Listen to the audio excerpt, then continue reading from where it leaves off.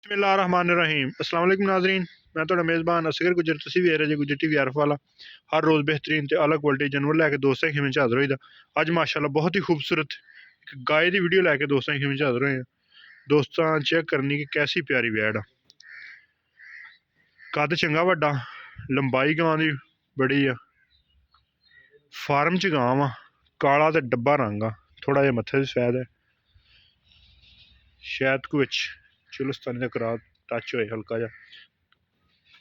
थन गां नूं बड़ा प्यारा वा, दोस्त चेक कर सकते माशाल्लाह। काला थन, चंगा वड्डा लिबास आ। अज दूसरा दिन आ सूई नूं, दूसरा दिन सूई नूं, लेकिन एक जिहड़ा मसला कि इहदे मगर आ वच्छी नहीं देनी। भाई उन्हों का कहना कि वच्छी असी नहीं देनी। दूसरा दिहाड़ा दुध 20 लीटर जिहड़े भरा दा दिल होवे आके चोलवे। हाजिर टाइम दूसरा दिन दूसरा दिन तीसरा दिन ही बनता। तो जिहड़े भरा दा दिल होवे 20 लीटर दुध आके चोलवे गां कोलों। माशाल्लाह लंबाई गां दी, थन बड़ा प्यारा।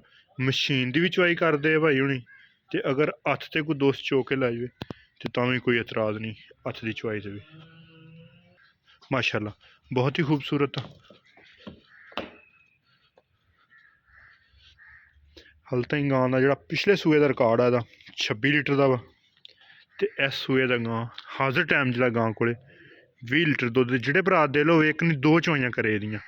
गां की वच्छी भी दिखानी है, वच्छी वास्ते अंदर जा रही, वच्छी अंदर। दूसरा गां सूआ सूई है इस तरह ने। हाजिर टाइम 20 लीटर गां को दुध आ। इहदी जिहड़ी डिमांड मालक करदे 3.5 लाख रुपया कर करा के जिहड़ी फाइनल होनी है 3,25,000 की। 3,25,000 रुपया, 3.25 लाख रुपया इंशाल्लाह। जिहड़ा ना 30 लीटर दुध इस गां वास्ते कोई चीज़ भी नहीं। गां का कद वड्डा वा, गां सोहनी चंगी है माशाल्लाह।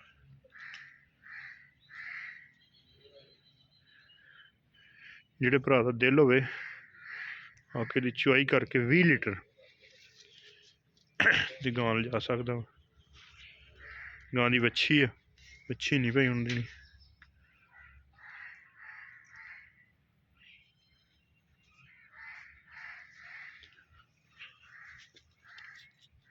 दूसरा सूआ हाजिर टाइम 20 लीटर दुध, पिछले सूए का रिकॉर्ड 26 लीटर।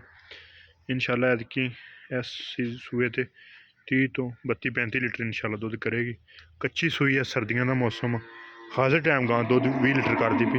मशीन की आखदी कोई इतराज़ नहीं, वंडा वुंडा जो चीज़ मर्जी पाओ इंशाल्लाह। बेहतरीन इस गां का रिजल्ट। बच्चा का दिखा दिन्ने, लेकिन भाई उन्होंने देना नहीं, क्योंकि जी बच्ची है फार्म वाले ने देनी बहुत मुश्किल। 3,25,000 रुपया फाइनल।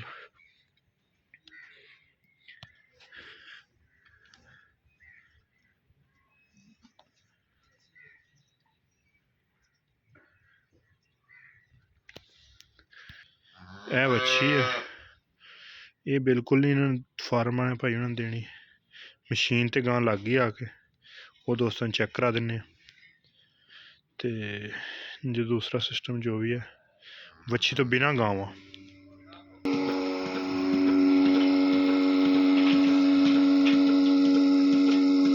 बच्चे चोलिया मशीन तो बिना भी मिल सकती।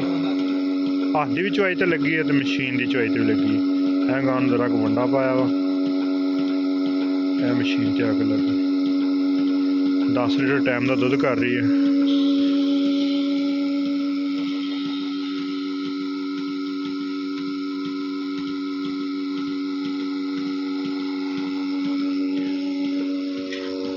अगर हफ्ते भी चुवांगे इंशाल्लाह मशीन ते लग के गां के लाइट चलेगी। उम्मीद करने का वीडियो है कि दोस्तों पसंद। अगर वीडियो पसंद आए लाइक शेयर तो माशाल्लाह कमेंट। एक अगली तो नवी बेहतरीन वीडियो ना दोस्तों कि फिर हाजिर होंगे। उस टाइम तक अपने मेज़बान असगर को इजाज़त। अल्लाह हाफ़िज़।